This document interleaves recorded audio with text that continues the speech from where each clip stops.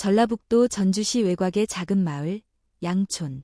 봄이면 벚꽃이 흐드러지게 피고 가을이면 논 사이로 노란 은행잎이 바람을 타는 이곳에 김미선 여사는 조용히 혼자 살고 있었다.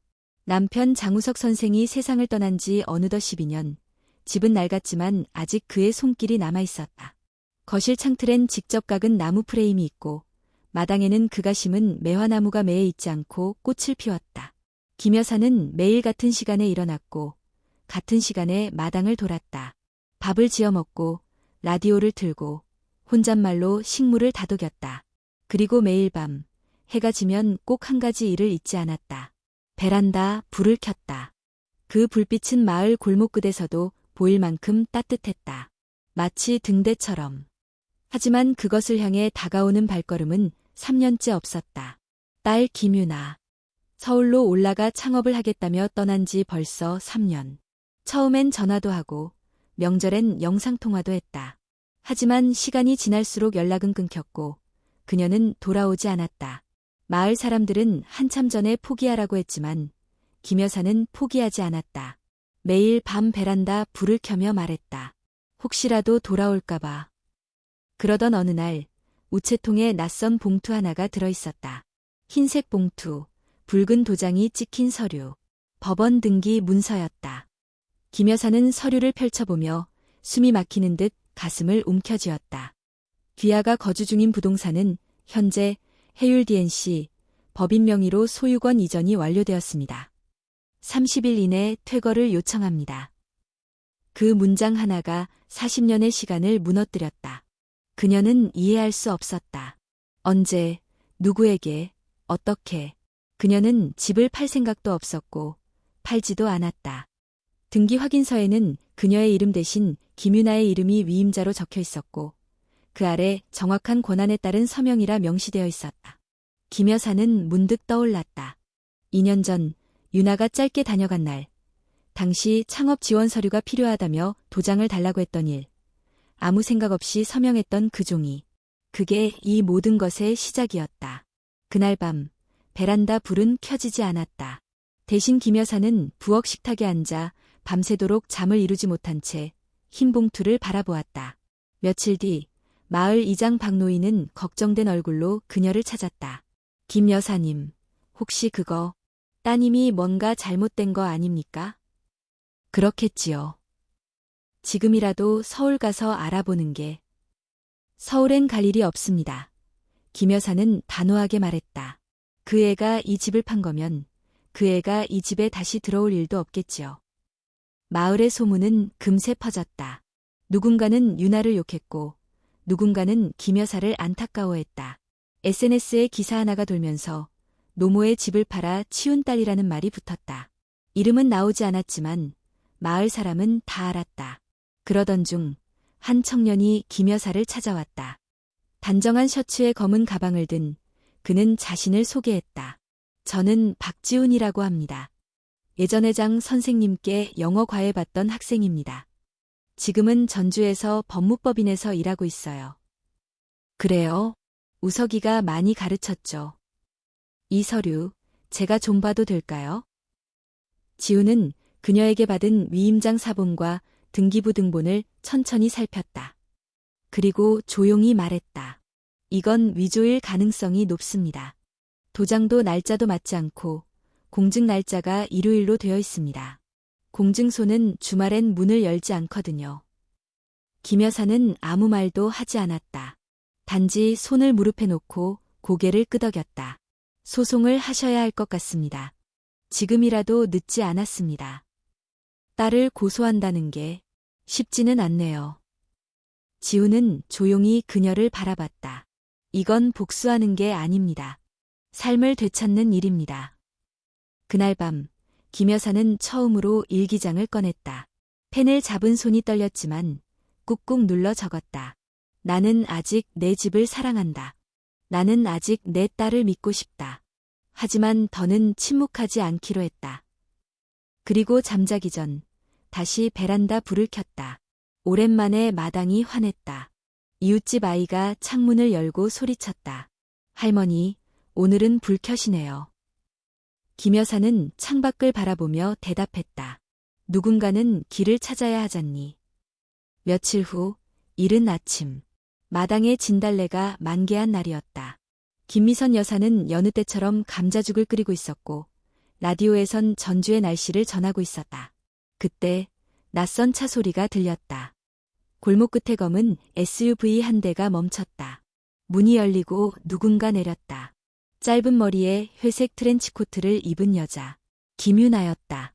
미선은 순간 냄비를 놓을 뻔했다. 손에 들고 있던 수저가 떨렸다. 유나는 조심스럽게 대문 안으로 들어섰다. 낡은 현관문 앞에 멈춰섰다. 엄마. 목소리는 낮았고 흔들렸다. 왜 왔니? 미선은 눈을 마주치지 않았다. 이거 엄마가 받았을 거라고 생각했어. 유나는 가방에서 서류를 꺼냈다. 미안해. 설명하려고 왔어. 설명. 미선은 조용히 앉아있던 의자에 기대며 말했다. 너는 내게 설명을 해야 하는 게 아니라 대가를 치러야 해. 엄마, 그게 아니라 정말 급했어. 그땐 투자자들이 등을 돌렸고 서류는 그냥 형식적인 거라고 생각했어. 엄마는 서명을 했고 나는 그게 무슨 서류인지 몰랐어. 너는 알았고 그게 다르지. 순간 공기가 얼어붙었다. 유나는 두 손을 모은 채 앉았다. 엄마, 나 정말 망했어. 회사는 무너졌고 집도 없어. 친구들도 다 떠났어. 미선은 잠시 침묵했다. 그 침묵 속에는 많은 세월과 눈물, 희망과 실망이 함께 있었다. 그래서 다시 이 집에 들어오려고? 유나는 고개를 들었다. 들어가고 싶지 않아. 그럴 자격 없는 거 알아. 하지만 용서받고 싶어. 적어도 엄마의 목소리를 듣고 싶었어. 미선은 천천히 일어섰다. 그녀의 눈빛은 단단했지만 흔들리고 있었다. 이 집은 내가 팔아버린 집이야. 이제 와서 무슨 말을 해도 나는 다시 예전처럼 믿을 수 없어. 알아. 하지만 난 엄마의 딸이야. 딸이란 말, 그건 피로 맺어진 거지. 책임으로 이어진 건 아니었구나. 말을 마친 뒤 미선은 문을 열고 나갔다. 유나는 홀로 남겨졌다. 그날 오후 지우는 다시 집을 찾았다. 유나와 마주친 그는 놀란 듯 멈춰섰다. 유나 씨, 돌아오셨군요. 잠시 들렀어요. 도망은 치지 않으려고. 지우는 고개를 끄덕였다. 법적 절차는 곧 시작될 겁니다. 이건 감정의 문제가 아니라 사실의 문제니까요. 유나는 피곤한 얼굴로 물었다. 혹시 내가 엄마한테 해줄 수 있는 게 있을까요? 지우는 망설이다가 말했다. 있는 그대로 인정하고 멀리서라도 지켜보는 게 첫걸음일 겁니다. 며칠 뒤 전주지방법원에 첫 서류가 접수됐다. 김미선은 공식적으로 김유나를 상대로 소유권 무효 소송을 제기했다. 뉴스는 빠르게 퍼졌다. 친딸 상대로 소송 건 노모, 가족의 해체, 세대 갈등의 민낯 등의 제목이 온라인을 뒤덮었다. 댓글은 엇갈렸다. 딸도 나쁜 짓을 했지만 고소까지는 너무했다. 어머니가 더는 참지 않은 용기의 박수를. 가족끼리 그럴 수 있나. 유나는 다시 사람들의 시선 속으로 떨어졌다. 그녀의 SNS는 비난으로 가득했고 과거 함께 일하던 사람들은 하나둘 연락을 끊었다. 그녀는 작은 고시원에서 지내며 하루하루를 보내고 있었다. 한편 김미선은 집 뒤편에 있는 오래된 창고를 정리하기 시작했다. 이유는 아무에게도 말하지 않았다. 마을 이웃들은 조용히 그녀를 도왔다. 오래된 박스를 치우고 곰팡이 난 벽을 닦았다. 그 과정에서 한 여성이 눈에 띄었다. 이름은 정하윤, 남편의 폭력에서 도망쳐 이곳까지 흘러들어온 26의 여인이었다. 하윤은 손목에 자국이 남아있었다. 말도 거의 하지 않았다. 미선은 아무것도 묻지 않았다. 이 집안에 있는 작은 방 하나는 내 거야. 대신 아침엔 꽃밭에 물 좀 주고 저녁엔 불 켜는 거 잊지 마. 하윤은 고개를 끄덕였다. 그리고 첫날 밤 처음으로 자신이 가진 가방 하나를 조심스레 내려놓았다. 그 안엔 깨진 사진틀 하나와 손때 묻은 인형 하나가 있었다. 며칠 후 유나는 고시원 창문 밖을 바라보며 긴 편지를 썼다. 엄마, 나는 당신의 집을 팔았고 마음도 팔았습니다. 하지만 당신은 아직 그 베란다 불빛을 끄지 않았더군요. 그건 나 같은 사람을 위한 불이었겠죠. 지금 당장은 다가갈 수 없지만 그 불빛을 보며 길을 찾아가고 있어요. 언젠가 다시 문을 두드릴 수 있기를. 편지는 봉투에 넣어졌고 김미선의 우편함에 도착했다. 봉투는 이름도 주소도 없이 단지 엄마께라고만 쓰여 있었다. 미선은 그것을 읽고 나서 한참 동안 말이 없었다. 그리고 밤이 되자 다시 조용히 베란다로 나가 스위치를 눌렀다. 그 불빛은 오늘도 길을 잃은 누군가에게 향하고 있었다. 봄이 완연히 무르익은 어느 날 아침, 김미선 여사는 정하윤과 함께 텃밭에서 쑥을 캐고 있었다. 하윤은 말이 없는 편이었지만 손은 부지런했고 미선이 무얼 말하지 않아도 알아서 움직이는 아이였다. 그런 모습이 미선에게는 위안이 되었다. 내 손끝이 참 섬세하구나. 하윤은 고개를 숙이며 조심스레 미소를 지었다. 저기 저 감나무는 내 남편이 심은 거야. 매년 가을마다 까치들이 먼저 맛을 보더라고. 아, 네. 하윤은 여전히 조심스러운 목소리였다. 그러나 이제는 눈을 마주칠 수 있게 되었다. 그때 우체통에서 또 하나의 봉투가 발견되었다. 이번에도 이름 없는 편지. 정갈한 글씨체. 엄마. 고시원 창문 너머로 보이는 하늘이 이렇게 낮고 가까운 줄 처음 알았어요. 요즘은 커피를 마셔도 잠이 오지 않고 잠을 자도 피곤이 풀리지 않아요. 아마 마음이 무거워서겠죠. 엄마는 지금 뭘 하고 계실까요? 여전히 매일 불을 켜고 계실까요? 그 불빛을 보며 나도 언젠가 용서받을 날을 상상합니다. 그날이 올까요? 나 스스로도 나를 용서할 수 없는 지금. 엄마는 나를 용서해 줄까요? 김미선은 편지를 다 읽은 뒤 접지도 않고 그냥 무릎 위에 올려두었다. 하윤이 조심스레 물었다. 누구 편지예요? 잃어버렸던 아이가 이제 길을 찾고 있나 봐. 찾으면 안아줄 건가요? 미선은 잠시 눈을 감았다. 안아줄 수 있을지 모르겠다. 하지만 문은 닫지 않으려 한다. 며칠 후 법원으로부터 통지서가 도착했다. 1차 변론 기일 5월 12일 오전 10시. 김미선은 서류를 바라보다 조용히 한숨을 내쉬었다. 그날이 가까워질수록 마을 사람들의 시선도 더 선명해졌다. 슈퍼를 지나가면 수군거림이 들렸고 경로당에서는 그래도 친딸인데 라는 말이 나왔다. 그러나 미선은 흔들리지 않았다. 내가 고소한 건 피가 아니라 거짓말이야. 그걸 잊지 말아야 해. 그날 저녁 지훈이 다시 찾아왔다. 이제 재판 준비 본격적으로 들어가야 합니다. 증언 가능한 분들도 섭외했고 위임장 원본도 확보했습니다. 미선은 고개를 끄덕였다. 내가 딸을 법정에서 다시 본다면 똑바로 눈을 보고 말하고 싶어. 엄마는 너를 미워하지 않는다. 하지만 엄마는 너의 선택을 받아들이지도 않는다. 이 말을 꼭 전하고 싶어. 지훈은 잠시 침묵하다 말했다. 유나 씨가 병원에 다녀왔다고 합니다. 공황장애 진단을 받았대요. 그래. 그 아이는 강해 보이지만 속은 늘 무너질 듯 불안했지. 지금이라도 화해하실 생각은 없으세요? 미선은 조용히 웃었다. 화해는 사랑의 완성이 아니야. 그건 서로가 서로를 다시 만나기 위한 선택이지. 난 지금 기다리는 중이야. 그 아이가 자기를 똑바로 마주보게 될 그날까지. 5월 12일, 첫 공판날. 김미선은 검은색 한복에 검은 모자를 썼다. 지우는 그녀의 옆에 앉아 조용히 재판 서류를 정리했다.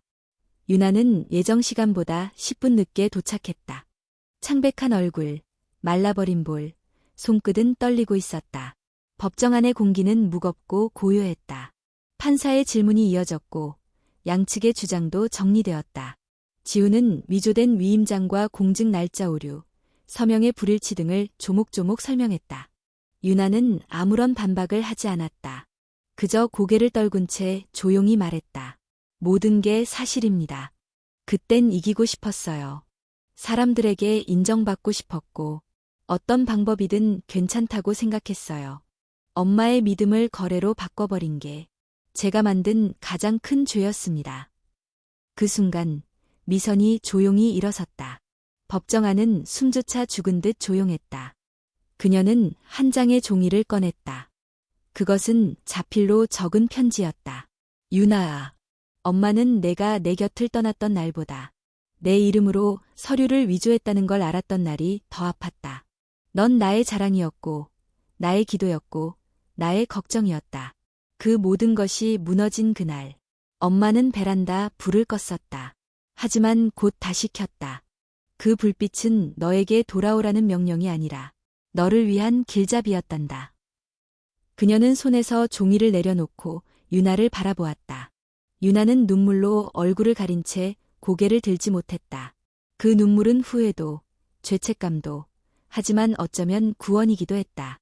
재판은 마무리되었고 판사는 김미선에게 주택 소유권을 회복할 권리를 인정했다. 또한 김유나에게 사기 및 위조에 따른 일정 금액의 배상 책임을 명령했다. 그러나 미선은 돌아서며 말했다. 배상은 돈이 아니라 진심으로 시작하면 좋겠다. 그날 밤 김미선은 베란다에 앉아 있었다. 하윤이 조심스레 다가와 물었다. 괜찮으세요? 응. 오늘은 오랜만에 마음이 조금 가볍네. 하윤은 그녀 곁에 앉았다. 딸이 돌아올까요? 이미 돌아오는 중이겠지. 사람은 한 번 떠났다고 끝이 아니란다. 길을 찾으면 언젠가 문 앞에 다시 서게 돼. 그때 김미선은 스위치를 눌렀다. 베란다 불빛이 다시금 마당을, 골목길을, 그리고 멀리 하늘까지 밝혀주었다. 재판이 끝난 후 며칠 동안 집안은 고요했다. 김미선은 여느 때와 다름없이 아침마다 마당을 돌고 물을 주고 김치를 담갔다. 겉보기엔 평온했지만 그녀의 마음은 조용한 잔물결처럼 흔들리고 있었다. 딸의 고백은 상처 위에 놓인 바람 같았다. 아프면서도 시원했다. 하지만 용서는 마음속에서 천천히 발효되는 것이었다. 그리고 그것은 아무도 대신해 줄 수 없는 일이었다. 한편 정아유는 주방 일을 도우며 조금씩 자신의 자리를 찾아가고 있었다. 말수가 늘어난 것은 아니었지만 아침마다 미선에게 따뜻한 차를 따라주는 그녀의 손길에는 조심스러운 정이 담겨 있었다. 하윤아. 네, 여사님. 이제 그만 여사님 말고 이모라고 불러봐. 내가 늙었어도 그리 먼 사람은 아니잖니. 하윤은 당황한 얼굴로 고개를 끄덕였다. 이모. 그날 오후 동네 주민 박말순 할머니가 집을 찾아왔다. 두 손에 직접 만든 부추전을 들고 김 여사, 요새 너희 집에 사람 왕래가 많아졌더라. 뭐 그런 셈이죠. 그 하윤이란 아가씨 눈빛이 슬프더라. 우리 교회에서 하는 바느질 모임에 한번 데려와 봐. 사람들 속에서 어울리다 보면 마음도 좀 펴질 거야. 미선은 고맙다는 인사를 전하고 하윤에게 제안을 해봤다. 처음엔 망설이던 하윤도 다음 주 월요일엔 조심스럽게 따라 나섰다. 한편 유나는 여전히 고시원 방에 머무르고 있었다. 재판 후로 연락할 용기도 얼굴을 볼 자신도 없었다. 그러던 어느 날 그녀는 우연히 SNS에서 양촌 공유 부엌이라는 계정을 발견했다. 그 계정에는 익숙한 사진이 올라와 있었다. 미선이 만든 깻잎김치, 하윤이 반죽한 수제비, 마당의 감나무. 그 아래엔 이런 문구가 적혀 있었다. 작은 공간에 모인 사람들의 따뜻한 이야기. 혼자가 아닌 삶을 배웁니다. 그 글을 읽는 순간 유나는 뭔가 울컥했다. 자신이 등 돌렸던 그 집이 이제 누군가에겐 다시 희망의 공간이 되어가고 있었다. 며칠 뒤 미선은 지훈과 함께 마을 회관을 찾았다. 지훈은 서울의 한 복지재단으로부터 소규모 기부금을 유치했으며 그 돈으로 집 뒤 창고를 본격적으로 리모델링해 여성 쉼터로 등록할 계획이었다. 이름은 베란다 집 어때요? 지훈이 제안했다. 밤이 되어도 불이 꺼지지 않는 집. 그 불빛 덕분에 길을 잃은 사람들이 찾아오는 그런 공간. 미선은 그 이름이 마음에 들었다. 이름에는 사연이 담기고 사연에는 방향이 생기니까. 하윤은 바느질 모임에 잘 적응해갔다. 처음엔 말없이 실만 감고 있던 그녀는 어느 날 자신도 모르게 이렇게 말했다. 예전에 저는 꿈이 있었어요. 작은 의류 가게를 차리는 거였어요. 누구한테도 말한 적 없었는데 지금도 그 꿈을 꿀 수 있을까요? 함께 있던 마을 아주머니들은 조용히 고개를 끄덕였다. 그날 이후 하유는 자투리천을 모아 에코백을 만들기 시작했다. 한쪽 모서리엔 베란다집이라는 이름을 자수로 새겨 넣었다. 그 무렵 유나는 드디어 용기를 냈다. 저녁 무렵 미선의 집 앞 골목 끝에 섰다. 불빛은 여전히 켜져 있었다. 3년 전 그 불빛을 등지고 떠났던 그 길. 이번엔 천천히 조심스럽게 걸어왔다. 문 앞에 도착하자 하윤이 문을 열었다. 둘은 서로를 모른 채 마주섰다. 여기 김미선 여사님 댁 맞나요? 하윤은 잠시 망설이다 고개를 끄덕였다. 들어오세요. 그녀는 문을 열고 길을 비켰다. 유나는 천천히 안으로 들어섰다. 미선은 거실에 앉아 있었다. 깜짝 놀란 표정도 격한 감정도 없이 조용히 그녀를 바라보았다. 왔구나. 그 한마디에 유나는 울음을 터뜨렸다. 엄마, 나 다시 돌아오고 싶어요. 이 집에, 아니, 엄마 곁에. 일도 할게요. 청소도, 설거지도 다 할 수 있어요. 그냥, 여기서 다시 배우고 싶어요. 사람으로, 딸로. 미선은 조용히 일어나 유나를 향해 다가갔다. 그녀의 손을 잡고 말했다. 딸이라는 말, 아직은 무겁지만 내가 다시 짓는다면 나도 받아줄 수 있을 것 같아. 그날 밤, 세 여자는 작은 부엌에 둘러앉아 김치볶음밥을 나누어 먹었다. 말이 많지 않아도 식탁 위엔 따뜻한 기운이 돌았다. 식사 후, 유나는 마당으로 나가 불을 켰다. 그 불빛은 오늘따라 더 환하게 빛났다. 누군가는 그 불빛을 보고 또 다른 길을 걸어올지도 몰랐다. 그건 이제 그녀도 지켜야 할 불빛이었다. 양촌의 여름은 짧고 뜨거웠다. 장마가 끝나자마자 햇볕은 땅을 바짝 말렸고 마당의 채소들은 하루가 다르게 자랐다. 김미선의 집 앞 텃밭에는 가지, 고추, 상추가 풍성하게 자라고 있었고 그 옆 작은 텐트에는 아이들을 위한 그늘막도 하나 생겼다. 이제 그 집에는 세 여자가 함께 살고 있었다. 김미선, 김유나, 그리고 정하윤. 서로 다른 상처를 가진 세 여자가 조심스럽게 같은 공간에 뿌리를 내리고 있었다. 유나는 아침마다 마당을 쓸고 하윤과 함께 장을 보고 때로는 미선의 반찬 만드는 법을 배우기도 했다. 손끝이 익숙하지 않았지만 그녀의 눈빛은 매일 조금씩 단단해지고 있었다. 엄마, 이 양념장은 고추장보다 된장을 더 많이 넣는 게 포인트지? 그래. 그리고 멸치 육수는 미리 끓여서 식혀놔야 비린 맛이 안 나. 알겠어. 적어둘게. 유나는 작은 수첩을 꺼내 정성껏 필기했다. 그 모습을 본 미선은 속으로 조용히 웃었다. 그녀가 다시 돌아왔다는 실감은 말이 아니라 손의 움직임에서 느껴졌다. 조심스럽게, 그러나 분명하게. 하윤도 변하고 있었다. 바느질 모임에서 배운 기술을 활용해 베란다 집의 첫 제품을 만들기로 했다. 작은 손가방과 앞치마, 그리고 마을 이름이 새겨진 파우치. 그 모든 것에는 그녀의 섬세한 바늘질이 담겼다. 유나는 하윤의 작품을 보고 감탄했다. 이건 진짜 상품이 될 수 있어. 우리가 스토리를 얹으면 더 많은 사람이 공감할 거야. 스토리요?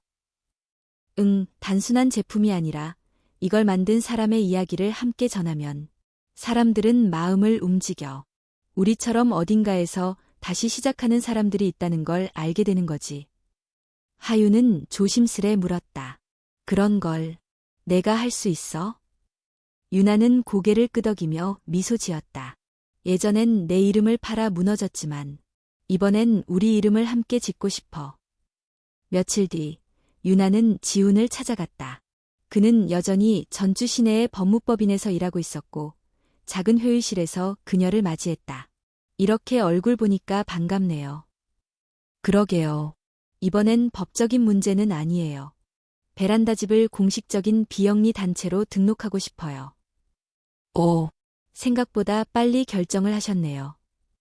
누군가 그랬죠. 다시 짓는 건 무너뜨리는 것보다 더 어렵다고. 하지만 한번 해보려고요. 이름도 벌써 정했어요. 베란다 불빛 재단. 지우는 조용히 고개를 끄덕이며 말했다. 좋은 이름이네요. 따뜻하고 희망을 남기고 돌아올 수 있게 만드는 이름. 엄마가 그랬어요. 불빛은 돌아오라는 명령이 아니라 머무를 수 있다는 메시지라고. 이번엔 내가 그 불을 지킬 차례예요. 그날 밤 미선은 작은 방 안에서 오래된 앨범을 꺼냈다. 아이 어릴 적 사진, 우석과 함께했던 가족 나들이, 고등학교 졸업식 사진. 그 안에는 잃었다고 생각했던 시간이 고스란히 남아 있었다. 그녀는 앨범을 덮고 작은 일기장을 꺼내 적었다. 유나는 다시 돌아왔다. 무너졌던 것이 다시 일어서기까지는 많은 시간이 걸리지만 첫 발은 언제나 가장 용기 있는 발걸음이다. 나는 지금 이 아이의 두 번째 시작을 지켜보고 있다. 그리고 이 집은 이제 단순한 집이 아니라 누군가의 시작점이 되어가고 있다. 며칠 뒤 마을회관에서 작은 발표회가 열렸다. 베란다 집의 첫 공동 프로젝트, 마을 장터와 함께하는 핸드메이드 판매 부스였다. 하유는 앞치마를 입고 직접 만든 제품들을 정리했고, 유나는 손님들에게 설명하며 QR코드가 있는 명함을 나눠줬다. 이 가방은 한 땀 한 땀 직접 만든 거예요. 어디선가 다시 시작한 사람의 손에서 나온 거죠. 사람들은 고개를 끄덕였고, 어떤 이들은 이야기를 듣고 눈시울을 붉혔다. 마을 사람들도 많이 도와주었다. 박말순 할머니는 동치미를 담가 가져왔고, 슈퍼주인 이 아저씨는 테이블을 빌려줬다. 장터가 끝나갈 무렵 한 중년 여성이 조심스레 유나에게 다가왔다. 저 혹시 이 집에 머물 수 있을까요? 네. 서울에서 왔는데요. 남편과 떨어진 지 오래됐고 지금 당장은 어디서도 살 수가 없어요. 지인에게 들었는데 베란다 집이라는 곳이 있다고. 유나는 잠시 그녀를 바라보다 고개를 끄덕였다. 지금은 방이 하나뿐이에요. 하지만 이 집은 그런 사람을 기다리고 있는 곳이에요. 감사합니다. 정말 감사합니다. 그날 밤 미선과 유나, 하유는 다시 마당에 모였다. 작은 등을 들고 새로 들어올 여성을 위한 방을 정리했다. 이제 이 집은 세 사람의 회복이 아닌 누구나 돌아올 수 있는 공간이 되어가고 있었다. 베란다 불빛은 오늘도 켜졌다. 하지만 이제는 단 하나의 창이 아니라 세 개의 방, 세 개의 마음, 그리고 하나의 길 위에 함께 빛나고 있었다. 무더운 여름이 지나고 선선한 가을바람이 불기 시작했다. 베란다 집의 감나무에는 주황빛 열매들이 하나둘 열리기 시작했고 마당에는 아이들이 뛰어다녔다. 마을 어르신들이 들러 김치 담그는 법을 나누기도 했고 청년 자원봉사자들이 찾아와 벽에 페인트를 칠하며 활기를 더했다. 유나는 어느새 베란다 집의 중심이 되어 있었다. 그녀는 SNS 운영, 후원자 응대, 세입주자 면담까지 도맡아 하고 있었다. 밤마다 하윤과 나란히 앉아 다음 주 일정표를 짜고 가을 장터 행사 준비도 병행했다. 하윤아, 이번엔 우리 아이들을 위한 코너도 만들자. 책 읽기나 종이 접기 같은 거. 좋아요. 제가 색종이랑 동화책 준비해 볼게요. 그리고 엄마도 참여할 수 있으면 좋겠어. 아마 집에서만 있으면 답답하실 거야. 하지만 최근 미선은 예전 같지 않았다. 기침이 자주 나고 아침이면 피곤하다는 말을 자주 했다. 유나는 그런 엄마의 모습이 마음에 걸렸다. 엄마, 병원 한번 가보자. 그냥 정기 검진이라도. 괜찮아. 나이 들면 다 그래. 그렇게 말하다가 큰 병 놓치는 거야. 이번엔 내 말 좀 들어줘. 미선은 딸의 간청에 마지못해 고개를 끄덕였다. 며칠 후 전주 시내 병원에서의 진료. 검사 결과는 다음 주에 나온다고 했다. 그날 밤 유나는 한동안 잠을 이루지 못했다. 다음 주. 병원에서의 통보는 간단했다. 폐기종 초기 단계입니다. 다행히 조기 발견이라 관리만 잘하시면. 의사는 몇 가지 약 처방과 함께 산책, 식이요법, 스트레스 최소화를 강조했다. 미선은 대수롭지 않다는 듯 웃었지만 유나의 눈빛은 달랐다. 엄마, 이젠 나 좀 믿어줘. 내가 이 집도 엄마도 지킬 수 있어. 믿지. 그걸 못 믿었으면 여기까지 같이 오지 않았지. 그러니까 조금만 내려놔요. 엄마가 너무 많은 걸 짊어졌어요. 미선은 조용히 창밖을 바라봤다. 감입 사이로 햇살이 비치고 있었다. 빛이 밝을수록 무게도 있다는 걸 이제야 알겠구나. 엄마는 항상 나에게 빛이었어. 그리고 이제 넌 누군가에게 그런 사람이 되었지. 그 무렵 베란다 집에 또 한 명의 여성이 들어왔다. 이름은 이서정, 40대 중반, 두 아이의 엄마였으나 이혼 후 친정에도 의지할 곳이 없었다. 아이들을 지방시설에 맡겨놓고 홀로 무작정 전주로 내려왔다고 했다. 처음엔 경계심이 심했고 하윤과도 거리를 두었지만 점차 정이 붙기 시작했다. 이선은 그녀에게 직접 된장찌개를 끓여주며 말했다. 이 집에선 누구도 남이 아니야. 내 사정은 말하지 않아도 돼. 다만 내가 머무는 동안 따뜻해질 수 있도록 우리도 함께 알게. 서정은 눈물을 흘리며 고개를 끄덕였다. 그날 밤 그녀는 베란다 불빛을 한참 바라봤다. 베란다 집이 조용한 성공을 거두면서 여러 기관과 언론에서도 관심을 갖기 시작했다. 지역 방송국에서 다큐멘터리를 제안했고 시청 복지과에서는 지원금 확대를 검토 중이었다. 유나는 고민 끝에 다큐멘터리 촬영을 수락했다. 우리가 여기서 하는 일이 누군가에겐 생명을 구하는 빛이 될 수 있어. 그걸 숨길 이유는 없다고 생각해. 촬영 첫날 미선은 인터뷰 요청을 받았다. 이 집은 어떤 집인가요? 그녀는 잠시 생각하다 말했다. 이 집은 돌아올 수 있는 곳입니다. 실수해도 무너져도 다시 시작할 수 있는 그런 작은 불빛을 가진 곳이에요. 촬영 이후 문의 전화가 빗발쳤고 후원도 늘었다. 하유는 자수 공방을 열었고 서정은 아이들과 다시 연락을 시작했다. 그해 가을의 마지막 날 유나는 마당에 작은 나무 간판을 세웠다. 베란다 불빛 재단, 우리가 다시 시작하는 곳. 그 옆엔 세 사람의 손자국이 찍힌 작은 타일도 함께 붙여졌다.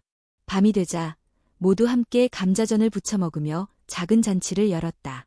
웃음과 따뜻한 말들이 오갔고 미선은 그 순간만큼은 병도 피로도 잊은 듯 보였다. 식사를 마친 뒤 유나는 조용히 엄마 옆에 앉았다. 엄마, 나 내년에 사회복지사 과정 등록할까 해. 그래? 드디어 내 길이 보이니? 응, 이 집이 나에게 준 길이기도 하고 내가 받은 걸 이제는 나도 줄 수 있을 것 같아. 미선은 그녀의 손을 꼭 잡았다. 그게 진짜 회복이란다. 받은 것을 다시 줄 수 있는 용기. 그날 밤 유나는 처음으로 베란다의 불을 스스로 켰다. 미선이 잠든 방 안에서는 조용한 숨소리만 들렸고 하윤과 서정은 식탁 위에 내일 쓸 장바구니 목록을 적고 있었다. 베란다 불빛이 골목길을 은은히 비쳤다. 그 빛 아래 두 소녀가 조용히 서 있었다. 어딘가 익숙한 눈빛. 유나는 조심스럽게 문을 열고 말했다. 어서 와요. 들어와도 돼요. 여긴 다시 시작할 수 있는 집이에요. 겨울이 가까워지며 마을엔 서리가 내려앉기 시작했다. 텃밭은 비닐로 덮였고 마당의 감입은 모두 떨어졌다. 하지만 베란다 집의 안은 점점 따뜻해지고 있었다. 유나는 이제 매일 바쁘게 움직였다. 자원봉사자 관리, 공방 운영, 후원금 회계, 입주 상담까지. 미선의 건강 상태가 들쑥날쑥한 탓에 그녀의 책임감은 더 커졌다. 하윤아, 다음 주엔 겨울철 대비해서 창틀 보수 좀 해야 할 것 같아. 알겠어요. 목공 봉사자에게 연락해 볼게요. 서정 언니는 아이들 방학 맞춰서 다시 모실 수 있는 준비하고 있고? 응, 언니가 요즘 매일 전화해. 아이들도 다시 웃는데. 다행이다. 유나는 일의 무게에 피곤했지만 마음만은 확고했다. 그녀는 이제 누군가의 이름으로 살아가는 사람이 아니라 자신의 이름으로 길을 내는 사람이 되어가고 있었다. 지방신문에 베란다 불빛 재단에 대한 기사가 실렸다. 실수해도 다시 시작할 수 있는 집, 전주의 따뜻한 불빛. 기사엔 유나의 인터뷰도 실렸다. 저는 이 집에 돌아오기 전까지 제 이름이 부끄러웠습니다. 하지만 어머니는 베란다 불을 꺼지지 않게 지켰고 그 불빛 덕분에 다시 문을 두드릴 수 있었습니다. 이제는 제가 그 불을 지키는 사람이 되고 싶습니다. 기사 후 전국에서 관심이 쏟아졌다. 사회복지학과 학생들이 탐방을 오고 후원자들이 집을 찾았다. 한 대학 교수는 이 공간을 작은 회복 공동체의 모범이라 칭했고, 시청에서는 여성 자립 지원 시범 사업으로 지정해 예산을 늘렸다. 베란다 집에 두 번째 쉼터 공간이 건너편에 생기기 시작했다. 이름은 두 번째 불빛. 유나가 지은 이름이었다. 하지만 한편으로 미선의 기력은 눈에 띄게 줄고 있었다. 아침 산책 대신 방 안에서 따뜻한 물을 마시며 조용히 라디오를 듣는 날이 많아졌고, 가끔은 숨을 몰아쉬는 모습도 보였다. 유나는 걱정되었지만 엄마는 늘 한결같은 말만 반복했다. 나는 내 몫을 충분히 살아냈다. 이제 너희가 이 불빛을 이어가면 돼. 아직 엄마 몫도 많아. 이젠 내가 내 몫까지 할 수 있을 거야. 그 말은 위로였지만 어쩐지 이별을 준비하는 말처럼 들렸다. 12월 첫째 주, 유나는 서울에서 열리는 여성복지 콘퍼런스에 초청되었다. 그녀는 처음엔 주저했지만 하윤과 서정이 강하게 밀어줬다. 이 집에서 일어난 일을 밖에서도 이야기해야 해요. 그게 우리가 빛을 지키는 방식이에요. 유나는 고민 끝에 다녀오기로 결정했다. 미선에게 말했다. 이틀만 다녀올게. 서울에서 베란다 불빛 얘기 좀 하려고. 잘 다녀와라. 너는 이제 이 집의 대표야. 미선은 그녀의 손을 꼭 잡았다. 무대에 서면 겁이 날 수도 있지만 그 자리에서 말할 때는 절대 너 혼자가 아니란 걸 잊지 마라. 유나는 웃으며 고개를 끄덕였다. 서울행 KTX 안에서 유나는 창밖을 바라보며 생각에 잠겼다. 불과 몇 해 전 자신은 이 도시에서 모든 것을 잃었다. 그러나 이제는 같은 도시로 누군가의 이름을 대표해 들어가고 있었다. 콘퍼런스 당일, 유나는 조용히 무대에 섰다. 조명이 켜지고 사람들의 눈이 그녀를 향했다. 안녕하세요.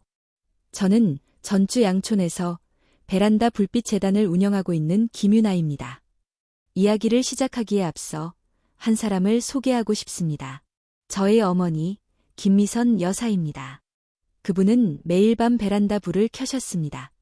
누군가 돌아오길 바라며 그 불빛은 저에게 돌아올 용기를 주었고 지금은 또 다른 누군가에게 다시 시작할 기회를 주고 있습니다. 관중석 곳곳에서 눈물을 훔치는 이들이 보였다. 유나는 떨리는 목소리로 마지막 문장을 말했다. 빛은 방향입니다. 우리가 가야 할 곳이 아니라 돌아올 수 있는 곳을 알려주는 작지만 강한 언어입니다. 발표가 끝난 후 그녀는 수많은 사람에게 둘러싸였다.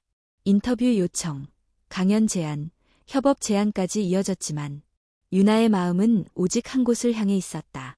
그날 밤 늦은 기차를 타고 전주로 돌아온 유나는 마을에 들어서자마자 곧장 집으로 향했다. 베란다에 불이 켜져 있었다. 하지만 무언가 달랐다. 마당에 서 있는 하윤의 얼굴이 창백했다. 유나 언니, 엄마가. 무슨 일이야? 방금 쓰러지셨어요. 유나는 신발도 벗지 않고 안으로 뛰어들어갔다. 미선은 침대에 누운 채 희미한 숨을 쉬고 있었다. 119는 이미 도착해 있었고 구급대원이 심호흡을 유도하고 있었다. 엄마 나왔어. 엄마 지금 아무 말도 하지 마. 곧 괜찮아질 거야. 내가 곁에 있어. 미선은 눈을 겨우 떴다. 입술이 약하게 움직였다.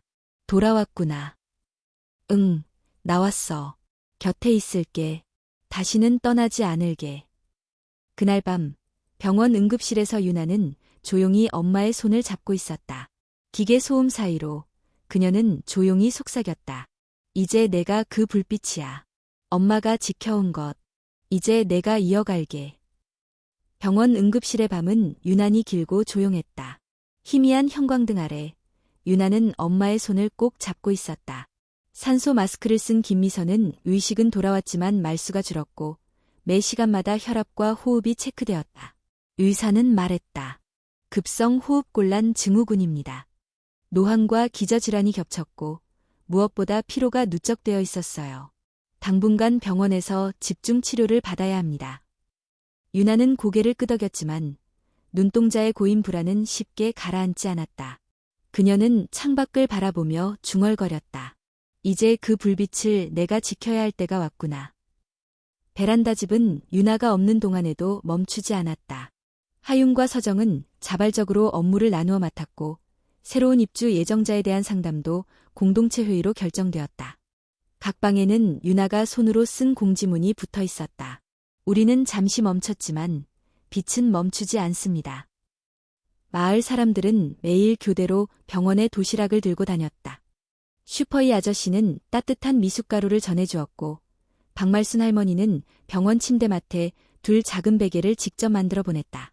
그 모든 손길이 유나에게 말없이 힘이 되어주었다. 며칠 후 미선은 의식을 완전히 회복했다. 병실 안은 조용했고 유나는 조심스럽게 그녀의 머리를 빗어주고 있었다. 머리카락 사이사이로 하얗게 세월이 내려앉아 있었다. 엄마, 나 오늘 집에 다녀올게. 잠깐이지만 일이 좀 생겼어. 그래, 나 괜찮아. 다녀오렴. 무리하지 말고 약 잘 챙기고 있어야 해. 응, 그리고 미선은 천천히 말을 이었다. 혹시 그 집 베란다 불빛은 아직 켜져 있니? 유나는 미소 지었다. 당연하지. 누구도 그걸 끄지 않았어. 유나가 돌아온 날 베란다 집은 바삐 움직이고 있었다. 새로운 입주자인 20살 이지은이 도착했기 때문이었다. 가정폭력과 생활고로 도망쳐 나온 지은은 말을 거의 하지 않았고 사람의 눈을 마주치는 것도 힘겨워했다. 서정은 따뜻한 미역국을 끓였고 하윤은 새 침구를 준비했다. 유나는 직접 지은의 방 앞에서 문을 두드렸다. 지은아, 괜찮으면 나랑 잠깐 걸을래? 지은은 고개를 끄덕였고 두 사람은 마당을 천천히 걸었다. 나는 너보다 나이가 조금 많지만 실은 똑같이 무너졌던 경험이 있어. 여기 온 사람들 모두 그래. 그렇지만 중요한 건 우린 다시 시작할 수 있다는 거야. 천천히 아주 작은 걸음부터. 지은은 조용히 물었다. 진짜로 다시 시작할 수 있어요? 유나는 잠시 멈췄다가 고개를 끄덕였다. 응, 왜냐하면 우리가 기다리는 게 아니라 함께 걸을 사람이 되어줄 거니까. 며칠 후 두 번째 불빛 공간의 공사가 마무리되었다. 그날은 작은 개소식을 열기로 한 날이었다. 마을 사람들, 후원자, 자원봉사자들이 모였고 아이들의 합창도 준비되어 있었다. 유나는 무대에 올라 작은 연설을 준비했다. 그녀는 연단 앞에 놓인 종이 대신 엄마가 병원에서 손수 적어준 메모지를 꺼냈다. 불빛은 누군가를 향한 기도가 됩니다. 당신이 멈추지 않았다는 증거이고 당신이 환영받는다는 신호입니다. 이 집에 불빛이 켜져 있는 한 누군가의 어둠은 더 이상 혼자가 아닙니다. 유나는 숨을 고르고 말을 이었다. 오늘 우리는 또 하나의 빛을 세웁니다. 그 빛은 과거를 비추는 것이 아니라 미래를 밝혀주는 것임을 기억해 주세요. 박수 소리가 이어졌고 아이들이 직접 만든 등불을 함께 나누었다. 밤이 되자 베란다 집과 두 번째 불빛의 창문마다 조용히 등불이 켜졌다. 그 빛은 강하지 않았지만 충분히 따뜻했다. 그날 밤 유나는 병원으로 돌아갔다. 미선은 이미 잠들어 있었고 그녀의 머리맡에는 손편지 하나가 놓여 있었다. 유나아, 너는 이제 내 마음의 불빛을 손에서 손으로 옮긴 사람이다. 엄마가 지켜온 빛은 작았지만 내 손에서 더 크고 멀리 퍼지게 될 거야. 그리고 내가 그 불을 꺼뜨리지 않는 한 이 집은 무너지지 않아. 유나는 편지를 가슴에 품고 창밖을 바라보았다. 도시의 불빛이 흐릿하게 깜빡이고 있었다. 하지만 그녀의 눈에는 단 하나의 등불만이 뚜렷하게 떠올랐다. 그것은 바로 엄마의 베란다 불빛이었다. 그 빛을 지켜낸 지금. 그녀는 자신이 어떤 사람인지, 무엇을 위해 살아야 하는지 더 이상 망설이지 않았다. 그녀는 이제 다른 누군가에게 불빛이 될 준비가 되어 있었다. 1월, 양촌 마을엔 눈이 내렸다. 세미대 풍경은 고요했고 베란다 집의 지붕 위에도 흰 눈이 소복이 쌓였다. 아이들은 마당에서 눈싸움을 했고 하유는 담요를 꺼내어 아이들의 옷에 눈을 털어주었다. 서정은 주방에서 따뜻한 호떡을 구웠고 유나는 입구에서 신발을 정리하며 사람들을 맞이하고 있었다. 그러나 그날 저녁 병원에서 전화가 걸려왔다. 김미선 환자 보호자 되시죠? 지금 병원으로 오셔야 합니다. 유나는 아무 말 없이 고개를 끄덕이고 서둘러 병원으로 달려갔다. 중환자실 앞에 도착했을 때 담당 의사는 조용히 말했다. 마지막 인사를 준비하셔야 합니다. 유나는 중환자실 문을 열고 들어갔다. 미선은 산소호흡기에 의지에 가늘게 숨을 쉬고 있었고 눈은 감겨 있었지만 미간은 평화로웠다. 유나는 떨리는 손으로 엄마의 손을 잡았다. 엄마, 나야, 유나아. 엄마가 켜뒀던 불빛. 그거 내가 지킬게. 그냥 그 말 하고 싶었어. 미선의 눈이 아주 살짝 떴다. 희미하게 웃음처럼 보이는 표정이 스쳤고 손가락이 유나의 손을 살짝 움켜쥐었다. 그것이 마지막이었다. 미선은 그날 밤 눈 내리는 도시에서 조용히 세상을 떠났다. 장례식은 작고 간소하게 치러졌다. 베란다집 식구들이 모두 함께했고 마을 주민들, 자원봉사자들, 후원자들이 조문을 왔다. 하윤과 서정은 상복을 입고 손님을 맞았고 유나는 한 사람 한 사람에게 고개를 숙이며 인사했다. 영정사진 속 미선은 웃고 있었다. 강인하고 따뜻했던 그녀의 얼굴 그대로였다. 지훈이 헌화를 하며 말했다. 당신이 지킨 불빛은 이제 수많은 창문으로 퍼지고 있습니다. 우리 모두 그걸 잊지 않을 겁니다. 장례를 마친 후 유나는 엄마의 방을 조용히 정리했다. 서랍 한 칸에서 노란 종이봉투 하나가 나왔다. 봉투에는 유나에게라는 단어만 적혀 있었다. 그 안에는 편지와 함께 오래된 열쇠 하나가 들어 있었다. 유나아, 이 집의 모든 창문은 너에게 열려 있다. 그리고 이 열쇠는 내가 지켜야 할 마음의 문을 여는 열쇠다. 엄마가 지켜온 건 단지 집이 아니라 사람이 다시 숨을 쉴 수 있는 자리였단다. 내가 그걸 기억한다면 언제든 불빛은 꺼지지 않을 거야. 유나는 눈을 감고 열쇠를 가슴에 안았다. 그것은 단지 방을 여는 열쇠가 아니라 책임과 사랑, 그리고 미래를 여는 열쇠였다. 그해 봄, 베란다 집은 다시 새롭게 움직이기 시작했다. 두 번째 쉼터였던 두 번째 불빛은 인근 시에서 정식으로 협력기관으로 인정되었고 유나는 제3쉼터인 고요한 등불을 준비하고 있었다. 베란다 집은 이제 유나 한 사람의 집이 아니었다. 그곳은 기억의 공간이자 현재의 안식처였고 미래를 준비하는 토대가 되었다. 유나는 매일 아침 베란다에 나가 불을 켰다. 그 빛은 김미선이 남긴 언어였고 유나가 이어가는 삶의 형태였다. 어느 날 마당에서 놀던 아이 중 하나가 유나에게 다가와 물었다. 이모, 이 집은 왜 밤마다 불을 켜요? 밖에 아무도 없는데도? 유나는 아이의 눈높이에 맞춰 앉아 조용히 대답했다. 그건 혹시 누가 집을 찾고 있을지도 모르니까. 우리가 그 사람을 보지 못해도 그 사람은 우리의 불빛을 볼 수 있으니까. 그럼 나중에 나도 그 불 켤 수 있어요? 유나는 미소 지었다. 물론이지. 너도 언젠가는 누군가를 위한 불을 켜는 사람이 될 거야. 그날 저녁, 유나는 조용히 서랍을 열고 미선의 유품 중 하나였던 낡은 노트북을 꺼냈다. 그 안에는 미선이 남긴 짧은 글들이 저장되어 있었다. 짧지만 깊은 문장들. 베란다에 불을 켜는 것은 사랑의 연습이다. 우리가 만든 불빛은 누구도 닿지 않은 마음을 비추는 등불이다. 사람은 집을 짓는 것이 아니라 품을 짓는다. 유나는 노트북을 덮고 천천히 창문을 열었다. 바람이 불어왔고 바깥 풍경 속에서 봄빛이 번져가고 있었다. 그녀는 조용히 중얼거렸다. 엄마, 나 지금도 여기에 있어. 당신이 시작한 이 길, 내가 끝까지 지킬게. 밤이 되자 베란다에 불이 켜졌다. 오늘도 누군가를 향해, 무언가를 기다리는 이들을 위해. 그 불빛은 이제 유나의 것이었지만 그 시작은 언제나 엄마의 사랑이었다. 3월, 봄의 문턱. 양촌 마을에도 따스한 기운이 퍼지기 시작했다. 텃밭은 다시 갈아엎어졌고 하유는 토마토 모종을 심기 시작했다. 서정은 마을 아이들을 모아 봄 이야기 글쓰기 수업을 시작했고, 유나는 고요한 등불이라는 이름의 제3쉼터 개소 준비에 한창이었다. 베란다 집의 벽 한편엔 커다란 나무 액자가 걸렸다. 그 안에는 세 장의 사진이 나란히 놓여 있었다. 왼쪽엔 미선이 베란다에서 웃고 있는 모습. 가운데는 두 번째 불빛의 간판 앞에서 함께 선 공동체 식구들. 오른쪽엔 유나가 아이들에게 책을 읽어주는 장면. 그 세 사진은 서로 다른 시간이었지만 하나의 이야기를 말하고 있었다.